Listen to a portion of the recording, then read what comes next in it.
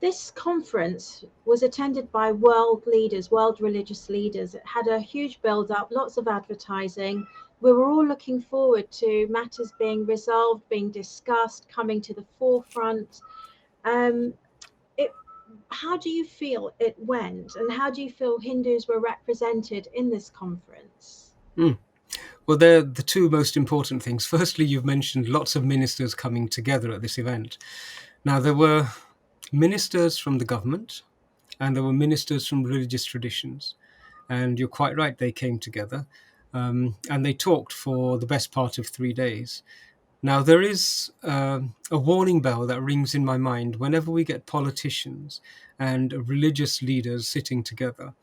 And that warning bell is that history has taught us that in the West, certainly, in the Abrahamist traditions, definitely, secularity is the separation of religion and state. And the two should not interface with each other in a manner which causes influence. It's a big problem. Theocracies are something that have plagued humanity for a long time. We had almost 1500 years of dictatorship by divine rule, and that has never ended well. And so I was a bit concerned at the idea that the British government would be using taxpayers' money to fund a gathering of global religious leaders. So there was an alarm bell in my mind in the first instance.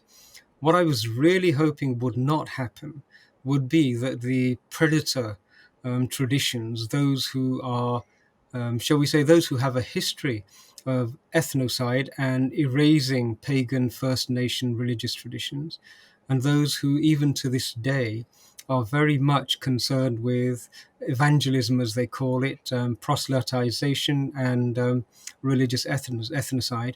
I was worried that they would be funded from the public purse. And so I was looking for that and for signs of that. And to a significant degree, I think my concerns were actually justified. There was an overrepresentation of Christian and Muslim traditions. The Christian evangelical traditions were just, they swamped the event. There were representatives from the Christian traditions over in the United States, obviously from the UK, they were heavily presented. But when you think that Sanatan Dharma, also known as Hinduism, is the third largest religious tradition, we were hardly there.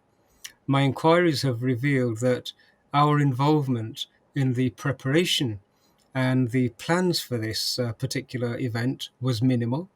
And representation on the day, there was only one session where we actually had a Hindu leader given an opportunity to speak and address the whole audience. And that was the opening plenary session.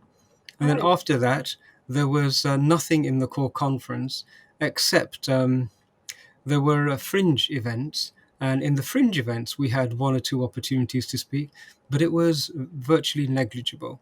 There was not a Hindu voice appropriate to the third largest religious tradition and one of the oldest, if not the oldest, of the divine traditions. So that was quite disappointing, and to some degree, I wasn't surprised.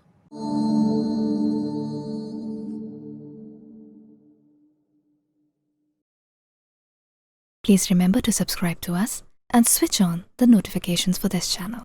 For our other social media links, more content, and to support our work, please visit citti.net.